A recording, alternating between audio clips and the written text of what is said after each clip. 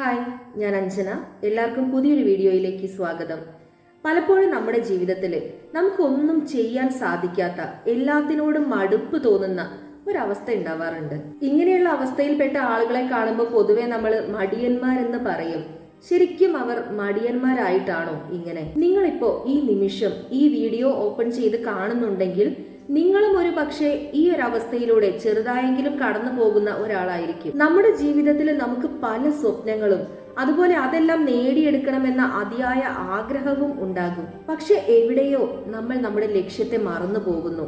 നമ്മുടെ ജീവിതം സ്റ്റക്കായ ഒരവസ്ഥ ഉണ്ടാകുന്നു. നമ്മൾ ആഗ്രഹിക്കുന്ന പല കാര്യങ്ങളും നടന്നിട്ടില്ലെങ്കിൽ പലപ്പോഴും കുറച്ചു കഴിയുമ്പോൾ നമ്മൾ അത് വിട്ടുകളയും. ഇതൊന്നും എന്നെ കൊണ്ട് നടക്കില്ല എന്ന് സ്വയം വിലപിച്ചുകൊണ്ട്. നമ്മൾ ആഗ്രഹിച്ച നടക്കാത്തതായിട്ട് എന്തെങ്കിലും ഉണ്ടോ? അങ്ങനെ പറഞ്ഞാൽ ചിലപ്പോൾ മിസ്അണ്ടർസ്റ്റാൻഡിങ് ആവും. അതുകൊണ്ട് പറയാണ്, നമ്മുടെ കോൺഷ്യസ് മൈൻഡിന് വിശ്വസിക്കാൻ പറ്റുന്ന ഏതൊരു കാര്യവും നമുക്ക് നേടിയെടുക്കാൻ സാധിക്കും. നമ്മുടെ ലക്ഷ്യത്തിലേക്കുള്ള യാത്ര പലപ്പോഴും ദുർഘടമായിരിക്കും.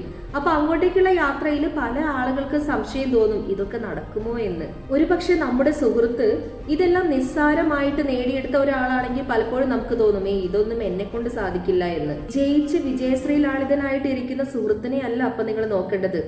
ആ സുഹൃത്ത് വിജയത്തിലേക്ക് നടന്നു വന്ന വഴികളെയാണ്, അവർ സഹിച്ച ത്യാഗത്തെയാണ്, അവരവരുടെ ജീവിതത്തിൽ എടുത്തിട്ടുള്ള എഫേർട്ടിനെയാണ്. പലപ്പോഴും നമുക്ക് നമ്മളെ ആരും സ്നേഹിക്കുന്നില്ല, നമ്മൾ എവിടെയും നമുക്ക് റെസ്പെക്ട് നമ്മൾ ആഗ്രഹിക്കുന്ന രീതിയിൽ ലഭിക്കുന്നില്ല, നമ്മളെ വളരാൻ ഒരാളും അനുവദിക്കുന്നില്ല, ഇങ്ങനെയൊക്കെ തോന്നാം. സ്വപ്നങ്ങളുടെ പിന്നാലെ നമ്മൾ പോകുമ്പോൾ ഏതെങ്കിലും ഒരു പോയിന്റിൽ നമുക്ക് തോൽവിയെ നേരിടേണ്ടി വരും. അതിനർത്ഥം നമ്മൾ എന്നേക്കുമായിട്ട് പരാജയപ്പെട്ടു എന്നല്ല.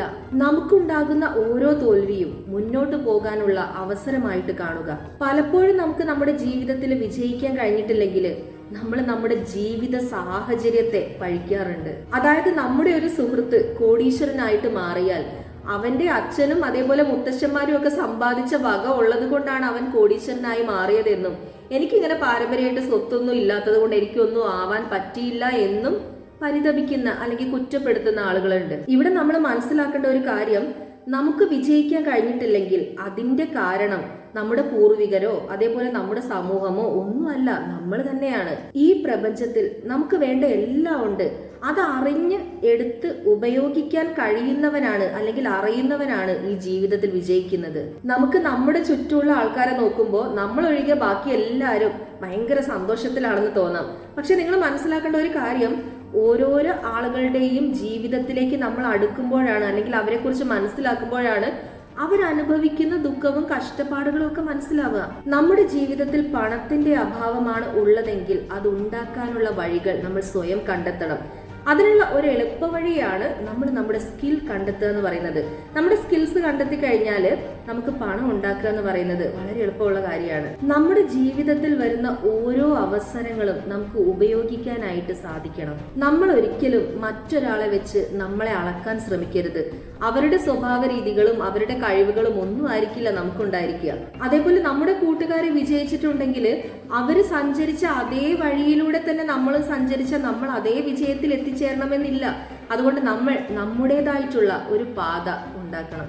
നമ്മുടെ കുട്ടിയായ കാലം തൊട്ടേ നമ്മൾ കേട്ട് തുടങ്ങിയിട്ടുള്ള ഈ താരതമ്യം ചെയ്യല് നമ്മുടെ സ്കൂളിലും കോളേജിലും അതേപോലെ നമ്മൾ ഹയർ സ്റ്റഡീസ് നടത്തുമ്പോഴും നമ്മൾ ഭാവിയിൽ ഒരു ഉദ്യോഗസ്ഥരായിട്ട് മാറുമ്പോഴും നമ്മളൊരു കുടുംബം നയിക്കുമ്പോഴും നമ്മളെ പിന്തുടരും.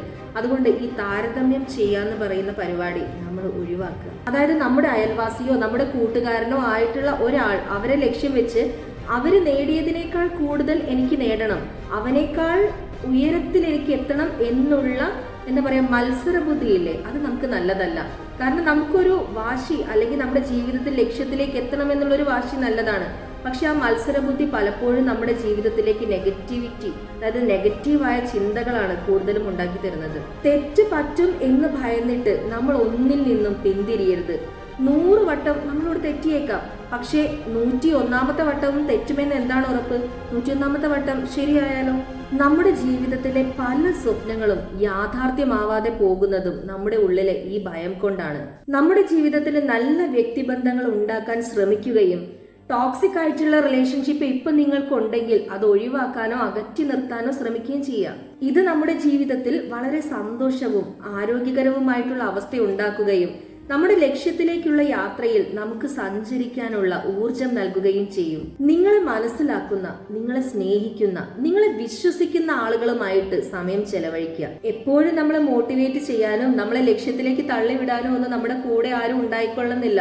അതുകൊണ്ട് സ്വയം സ്നേഹിക്കാനും സ്വയം പ്രോത്സാഹിപ്പിക്കാനും പഠിക്കുക. അപ്പൊ എല്ലാവർക്കും യാതൊരു ഭയവുമില്ലാതെ വളരെ സന്തോഷത്തോടെ നമ്മുടെ ലക്ഷ്യത്തിലേക്ക് യാത്ര ചെയ്യാൻ സാധിക്കട്ടെ. Thank you so much watching my video.